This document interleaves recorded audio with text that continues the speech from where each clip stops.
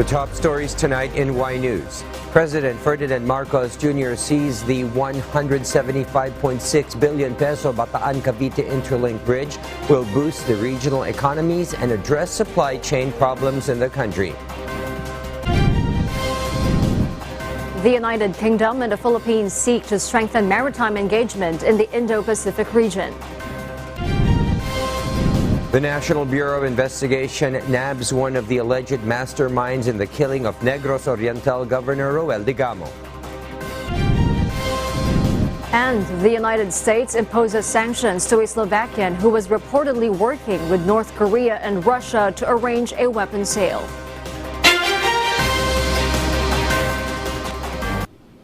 Good evening, Philippines and the world. Today is Friday, the 31st of March, 2023.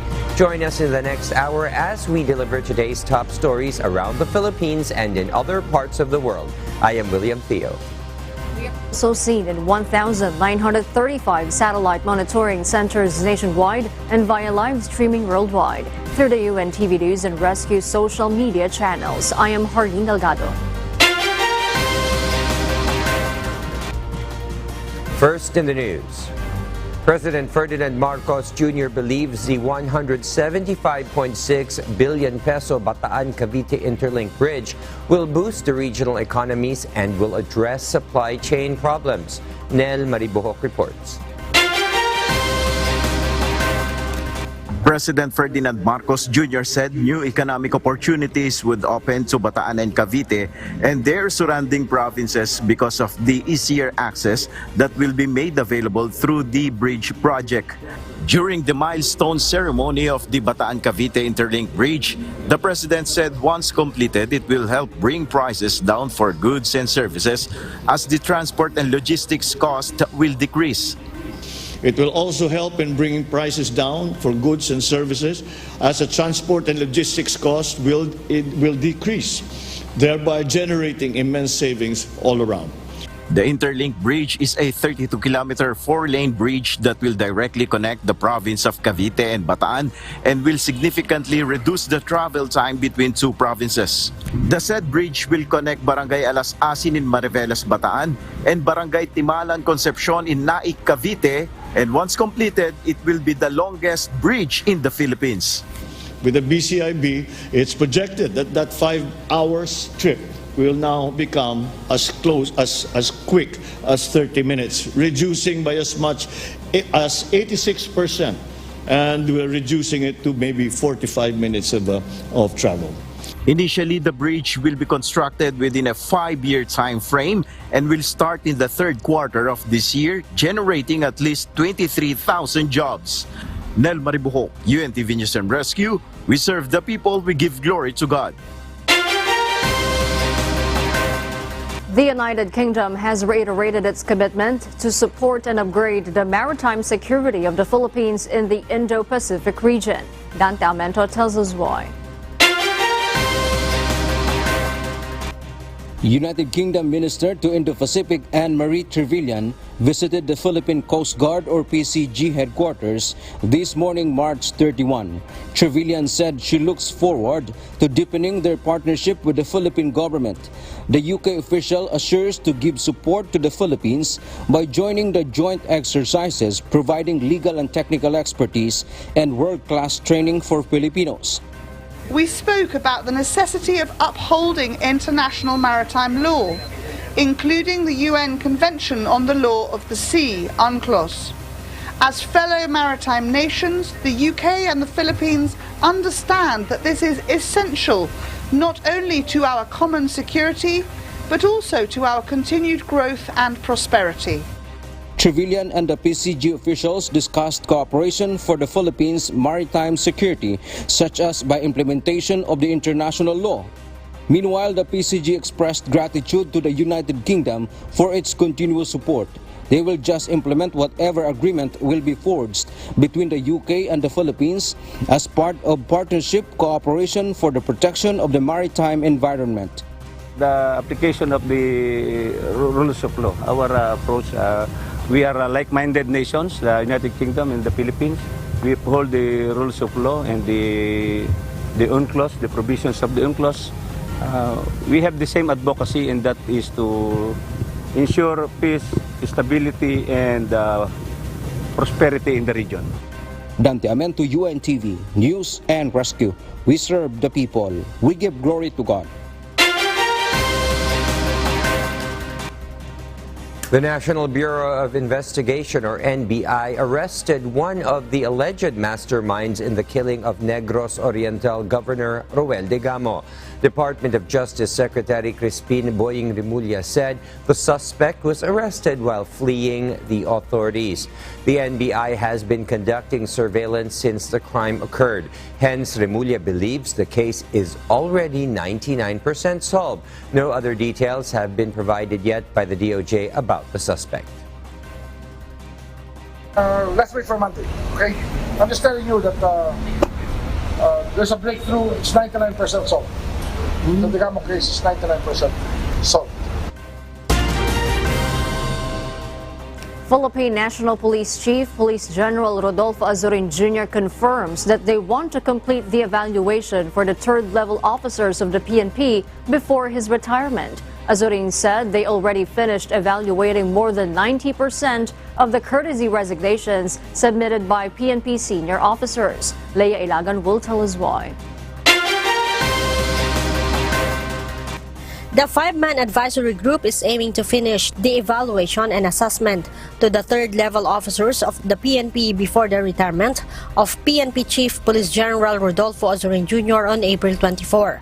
Azurin said he is hoping to submit all the official report to the National Police Commission or NAPOLCOM before he leave the organization. Nagra-wrap up na lang kami. We hope na before I retire, we can submit our official report to the President through the NAPOLCOM, because NAPOLCOM will have to review yung recommendation ng five-man advisory group for them to check yung mga recommendations natin before i-forward nila for approval or denial ng ating President. NAPOLCOM is chaired by the Interior and Local Government Secretary Benhur Abelos Jr. Azurin added, the five-man advisory group has already processed more than 90% of the courtesy resignation of colonels and generals of the PNP. It's more of a document review and assessment. So we have to backtrack yung mga nangyari while they were in the positions, kung ano yung mga involvement nila, so that by the time we submit it to NAPOLCOM for review, so they can conduct the necessary interview and investigation, because we also need to observe a due process. Azurin refused to confirm if the advisory group will announce the name of the senior officials whose involvement on illegal drugs have been verified. I think that's up to our President. Siya ang final authority to decide, because sabi ko nga, on the part of the advisory group, we are just recommendatory, and then i-review ng NAPOLCOM for final submission to the President. So it's the President who will do the denial or approval of the courtesy resignation of every third-level officer. Last January 4, Abelos called for the courtesy resignation of police colonels and generals as part of the government's efforts to cleanse the PNP ranks. Leia Ilagan, UNTV, News and Rescue. We serve the people. We give glory to God. Some experts say that several provisions under the Enhanced Defense Cooperation Agreement between the Philippines and the United States is not favorable to the country. Janice Inhente will tell us why. Former Bayan Muna Party List Representative Carlos Zarate said the United States and several lawmakers who agreed to the Enhanced Defense Cooperation Agreement, or EDCA, are only considering their own interests. Sa tingin namin, ang sinusulong nila hindi interes ng mamamayan at ng Pilipinas, kundi ang makitid nilang interes at ang interes ng Amerika. The government remains bullish that the agreement would benefit the country in terms of receiving military aid from the U.S. Several EDCA sites, according to President Ferdinand Bongbong Marcos Jr., would also help on boosting the country's disaster response. However, several groups believe otherwise. Zarate explained that under Article 3, Paragraph 2, the United States will be given access to public land and facility of the national government. In Article 4, Paragraph 3 and 4, the U.S. will have unimpeded access to agreed locations for all matters relating to the prepositioning and storage of equipment and supplies. This includes delivery, management, inspection, use, maintenance, and the removal of said supplies and equipment. Attorney Carlos Zarate said this would prohibit the Philippines from inspecting and monitoring U.S. supplies and equipment. Talagang napaka-lopsided na agreement na ito. Saan mo makita na sa negotiation talaga, even before and now, talagang talong-talo ang Pilipinas, no? Tapos anong kapalit nito? Ang hinahabol lang pala, especially sa defense sector, ay magkaroon sila ng access doon sa mga military aid. He questioned anew the constitutionality of the said defense treaty. However, the Supreme Court already decided otherwise. Based on the SC decision, the EDCA is a valid executive agreement. Meanwhile, a geopolitical expert suggested to terminate the defense agreement, stating that the U.S. is merely using the Philippines as part of their military strategy. Kaya yung US, parang they just want to use us No, at our expense, yung, in their strategy in the Pacific, we are actually part of their, what they call their first line of defense against China. I would prefer that we abrogate the EDCA, the Visiting Forces Agreement, no, as well as even the Mutual Defense Treaty, kasi magkakadikit-dikit yan Several lawmakers also questioned the said agreement. Senator Ronald Bato de la Rosa said he is mulling to file a Senate resolution calling for the termination of EDCA. The senator earlier called the agreement as one-way relationship between the two countries. Janice Enhente, UNTV, News and Rescue. We serve the people, we give glory to God. And for our news abroad, the European Union has announced a provisional agreement to double its renewable energy targets to tackle climate change and also end its reliance on Russian fossil fuels, while the United Kingdom has promised an energy revolution. Marvi Delfin gives us the details why live. Marvi? Kath, on Thursday, March 30, negotiators from the European Parliament and the Council of the European Union, or EU, have agreed to commit sourcing of almost half of its energy to wind and solar by 2030. This rapid shift to renewable energy is crucial if the 27-country bloc is to achieve its climate goals, which includes a legal obligation to reduce its planet heating gas levels by 55%. Moreover, following the invasion on Ukraine, the EU has vowed to be able to produce low-carbon energy locally by 2027 to eliminate the need for fossil fuels from Russia. The European Commission estimates that an additional 113 billion euros will be invested towards renewable energy infrastructure and the integration of more clean energy in Europe's power grids. Meanwhile, the United Kingdom, though no longer part of the EU, has laid out its climate strategy to reach net zero emissions. UK Finance Minister Jeremy Hunt stated that renewable energy targets have gained significance in terms of energy security for the nation. The UK climate strategy includes support for green hydrogen, electric vehicles, home insulation and heat pumps, offshore wind energy, carbon capture and storage, as well as nuclear technology. Back to you, Kath. Thank you, Marvi Delfin, reporting live from Australia. The United States imposed sanctions to Ashot Mikurtichev, a Slovakian who was reportedly working with North Korea to arrange a weapons sale with Russia. Moscow's access to military goods has been restricted due to the ongoing war with Ukraine, and they have lost over 9,000 pieces of heavy military equipment. United States Department of the Treasury Secretary Janet Yellen said on a news release that due to multilateral sanctions and export controls, Putin has become desperate to replace their military equipment. After the sanctions were announced, the White House expressed their concern of North Korea providing support to Russia's military operations against Ukraine. However, Yellen also said that they would continue to stifle Russia's efforts to evade sanctions and get military equipment. We'll share more global stories with you later, but for now, back to you, Harleen. Thank you, Kath. For those watching our live streaming on YouTube, please click the subscribe button you see on your screen and ring the bell for notification. You may also follow us on Facebook. Neophyte Senator Robin Padilla is not losing hope in his advocacy to amend the Constitution.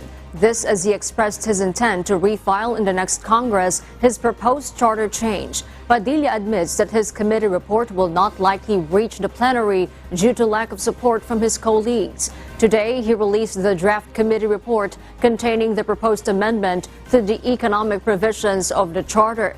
Despite this, Padilla is eyeing to deliver his chairman's report in a privileged speech soon. Pero hindi ibig sabihin nun na hindi ko pa ulit susubukan. Meron pa naman susunod eh. Meron pa naman na susunod na taon, pwede pa naman ako mag-file ulit. Bigyan muna natin ng chance. Yun naman kasi, bigyan natin ng chance yung mga pumasang batas na may kinalaman sa ekonomiya. The MV Lady Mary Joy 3 went through the inspection of the Philippine Coast Guard in the Bangsamoro Autonomous Region in Muslim Mindanao in Zamboanga City prior to sailing to Jolo, Sulu. Authorities consider the vessel as seaworthy despite and was allowed to sail. Alan Manansala will tell us why. The Philippine Coast Guard in the Bangsamoro Autonomous Region in Muslim Mindanao or BARMM asserts that the MV Lady Mary Joy 3 underwent proper inspection prior to its departure from Zamboanga City. The PCG BARMM District Commander Commodore Richard Marfe further stated that if the vessel had any issues or was deemed unfit to sail, it should not have been permitted to do so. Meron kasi tayong mga in place naman ng mga regulations and policies, yung Marine at saka si Coast Guard, para masiguro na seaworthy yung isang barko at laging nami-maintain. Currently, the PCG's Maritime Casualty Investigation Team is present in Zamboanga City to conduct interviews with the survivors. Based on the information gathered from some of the survivors, the fire originated in the accommodation area of the vessel. The team will be leaving for Balok-Balok Island in Basilan tomorrow, April 1, to continue with their investigation. The Bureau of Fire Protection Basilan is also conducting an investigation about the tragedy. Earlier, Commodore Richard Marfe, the PCG BARMM District Commander, reported that the ship's manifesto listed a total of 240 individuals on board, consisting of 205 passengers and 35 crew members. However, the manifesto did not include the 4 PCG and 8 Philippine Army personnel who were also aboard the ship during the incident.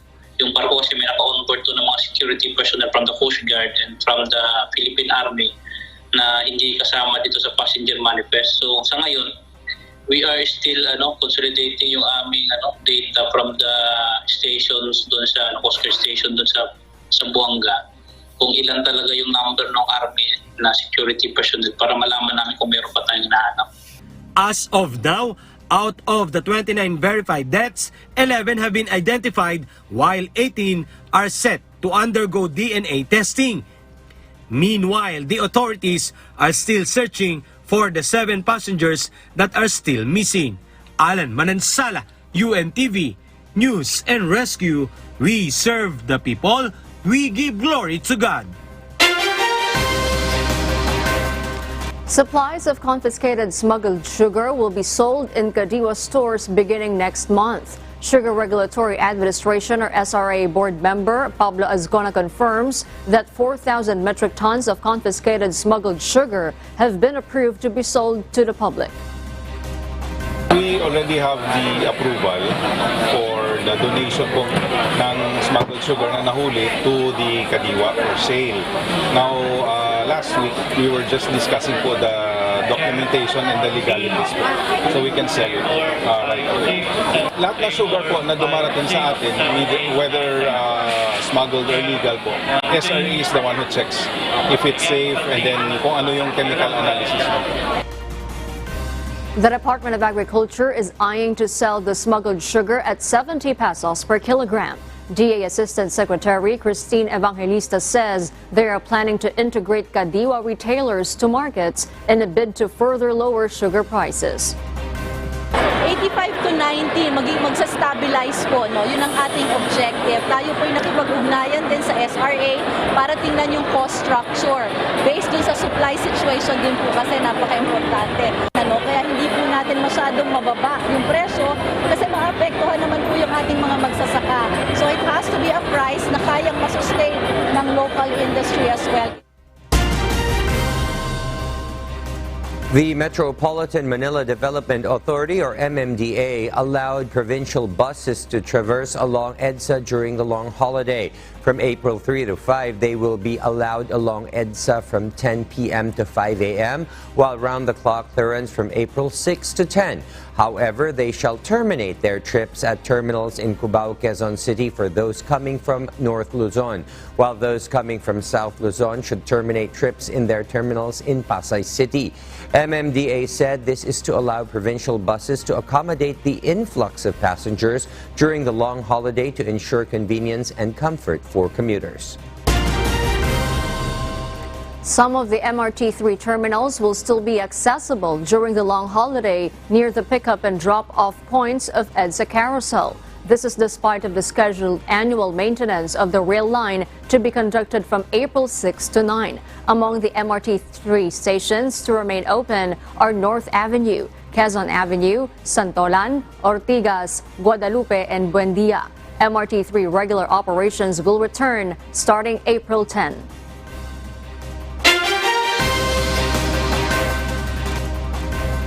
More police reforms and stricter gun regulations are being called for by the public years after Canada's worst mass shooting event. Jane Robles explains why live. Yes, Jane? Kath, multiple warning signs were missed by the Royal Canadian Mounted Police, or RCMP, in the time leading up to Canada's worst mass shooting ever. The Mass Casualty Commission, or MCC, said in their 7-volume report released on Thursday, March 30. The mass shooting event, which spanned for 13 hours, occurred in April of 2020, was committed by Gabriel Wortman, a 51-year-old man who dressed up as a policeman and drove around a fake RCMP car and killed 22 people. Consisting of over 3,000 pages, the report detailed the many errors in the critical incident, response to the mass casualty, and failures in communication with the public during and after the attack, which occurred in April 2020. In the release of the report, remarks were made by the commissioners of MCC. Commissioner Michael McDonald delivered his part, stating that the inquiry is not assigning a blame. As we have said before, the role of a public inquiry is not to assign blame, but to investigate what happened, study contributing factors, and provide meaningful recommendations for change. Our focus and findings are on how institutional structure and systemic factors shaped or were reflected in the actions of individuals. However, we do not shy away from declaring hard truths and accountability. Meanwhile, the report further suggests the RCMP to enhance transparency and accountability, improve critical incident response capabilities, to review the public alerting system, and calls for stricter gun laws. Kath? Jane, how did the RCMP respond to the release of the report?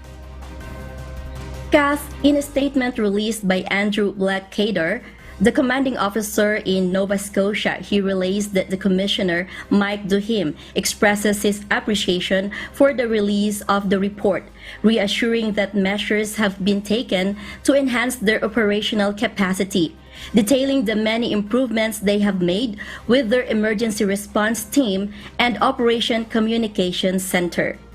Back to you, Cass. Thank you, Jane Robles, for that report live from Vietnam. As early as next month, Japan will be easing its border rules for Chinese visitors without undergoing coronavirus testing. Therese Langbowen explains why. Fuji News Network, or FNN in Japan, recently reported that the government will permit Chinese tourists to enter the country without undergoing coronavirus testing. This change will allow Japan to match their criteria for Chinese visitors to visitors from other nations.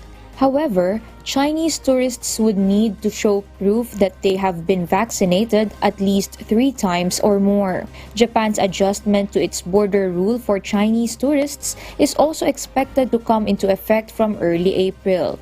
Prior to this change, visitors from China need to undergo a COVID test and also show proof that they are not infected before coming to Japan. Japan's border rule change could once again see the return of Chinese tourists in large numbers. This will help Japan rebuild their tourism industry because prior to the start of the COVID-19 pandemic in 2020, it was tourists from China who visited Japan in vast numbers. Therese Langbowen, UNTV News and Rescue. We serve the people, we give glory to God. And those are the reasons behind the news in other parts of the globe. I'm Kat Maraos, live from Bangkok, Thailand. Good evening. The Department of Education, or DepEd, reiterated that it may take time to revert to the school calendar for basic education to the pre-pandemic school calendar. Janice Inhente will tell us why. Although the Department of Education, or DepEd, admits that reverting the summer vacation to April and May won't be possible for this school year, DepEd spokesperson attorney Michael Poa says they are still considering the suggestions on reverting to the pre-pandemic school calendar with the school year that begins by the month of June. But Poa reiterated that it is not abrupt and will still have to go through slow transition. This year, mahirap na pong mangyari yan sa totoo lang dahil nga talagang we're looking at the 203. Kaagaran, mahirap po siya because we have a minimum number of school days sinusunod. No? For this school calendar, 203 days po ng schooling yung sinusunod natin. So hindi natin mamimit yan pag bigla tayong magsa-summer break. Poa explained that the department still needs to identify which areas will be affected and the pros and cons of reverting to the pre-pandemic school calendar. We take note of yung mga suggestions no, na ibalik sa April-May dahil sa init. But kailangan pa po nating pag-aralan yan. Nung nag-start ng schooling ng June, July, ang mga hinaing naman ay puro tayo bagyo at nahihirapan at minsan nalalagay din sa peligro yung ating mga learners. But again, these things we will study at kung meron mang changes, we will announce, pero the changes will definitely not be abrupt. It will have to be a slow transition. DepEd says for now the school calendar for the school year 2022 to 2023 will still remain and classes will end on July 7. Janice Inhente, UNTV, News and Rescue. We serve the people, we give glory to God. Malnutrition is one of the problems that the government seeks to address in the country. Poverty and lack of knowledge are some of the factors causing the lack of nutrition. Gladys Tuabi will tell us why. 1 out of 3 Filipino children experience stunting due to lack in nutrition. Authorities found that poverty as well as the lack of access to nutritious food and proper knowledge in taking care of children are the primary factors that cause malnutrition. Stunting is an impaired growth and development to children ages 0 to 5 years old because of poor nutrition. And mental development of children with this condition can be affected. Yung ages na yan yung tinatawag nating formative years ng isang bata. So kapag ka naglalak ka or kulang ang nutrition mo na nakukuha, definitely hindi magde-develop yung mental capabilities ng bata. So nagkakaroon po dyan ng mga disparity sa kanyang cognitive skills, sa yung mental knowledge po niya. Next, yung kanyang physical attributes. To address the issue of malnutrition, the government has launched the Philippine Multi-Sectoral Nutrition Project, to be led by the Department of Health or DOH and the Department of Social Welfare and Development or DSWD. The program aims to focus on implementing nutritional programs in the community. Parang buong objective nito ay gusto kasi natin hindi lang nga health ang ating pagtugunan, tignan din natin yung mga social determinants ng isang pamilya kung bakit sila nagkakaroon ng ganito. The project will first start in more than 200 areas in the country. Gladys Tuwabi, UNTV News and Rescue. We serve the people, we give glory to God.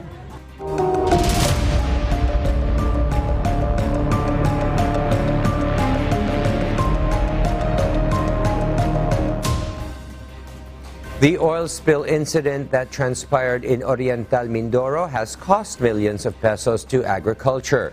Meanwhile, the Bureau of Fisheries and Aquatic Resources, or BFAR, recommends to continuously implement the fishing ban in these affected areas. Ray Pelayo will tell us why.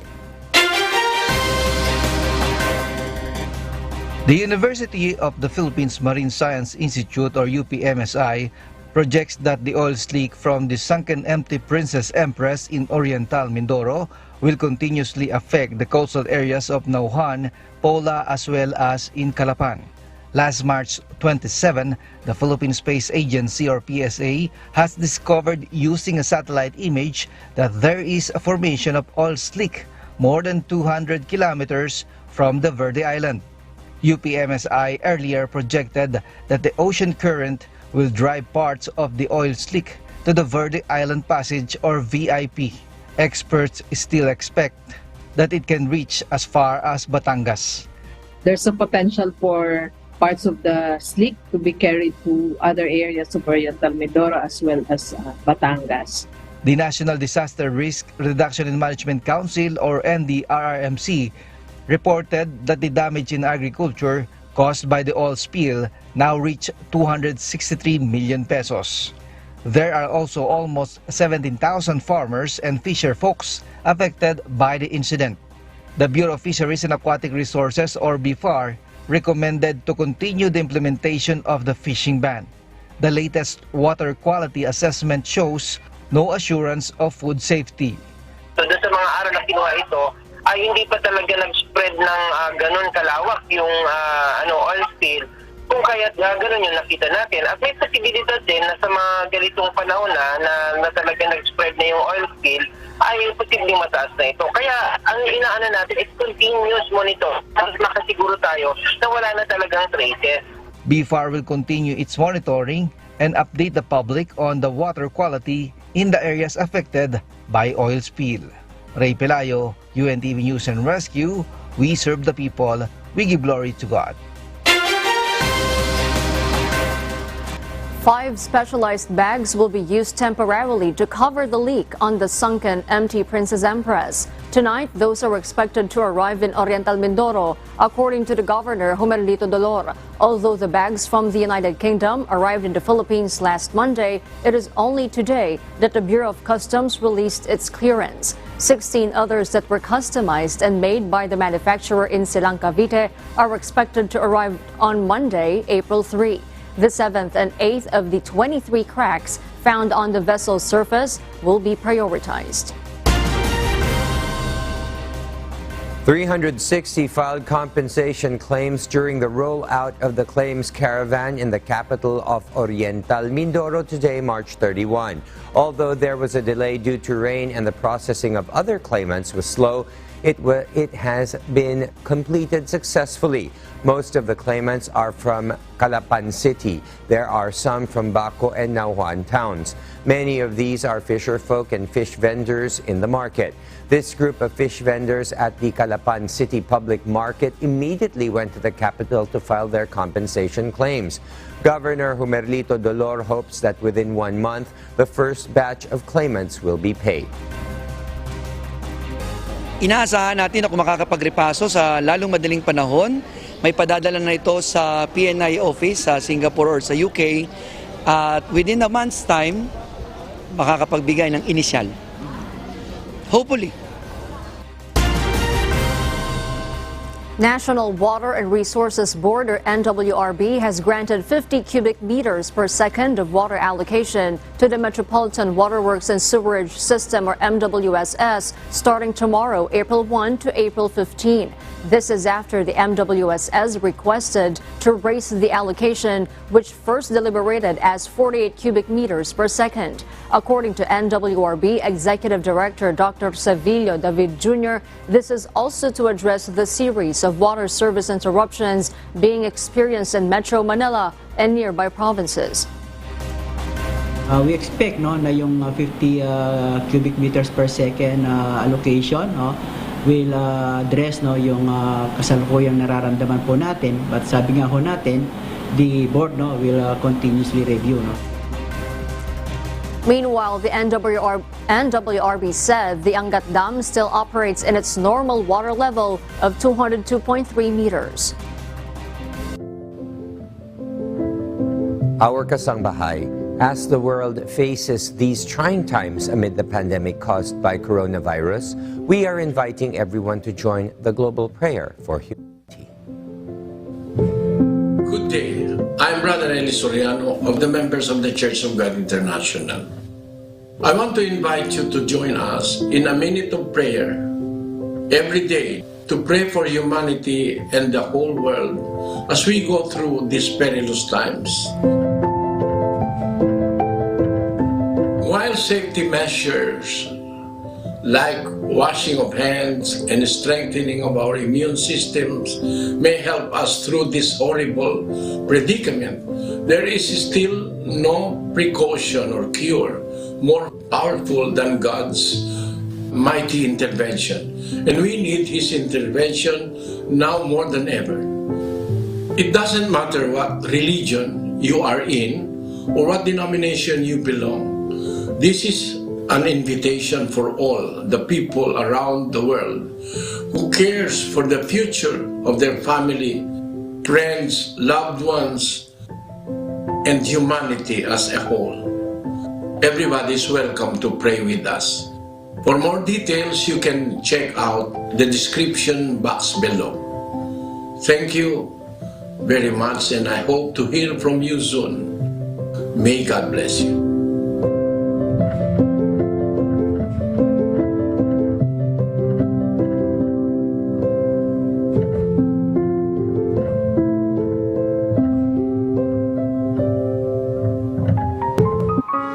And before we close, we will leave you with a word, giving glory to God, from the book of Deuteronomy, chapter 5, verse 32.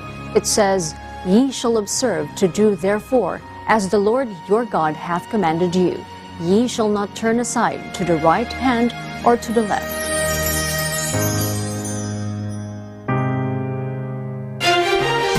And those are the reasons behind the news March 31, 2023.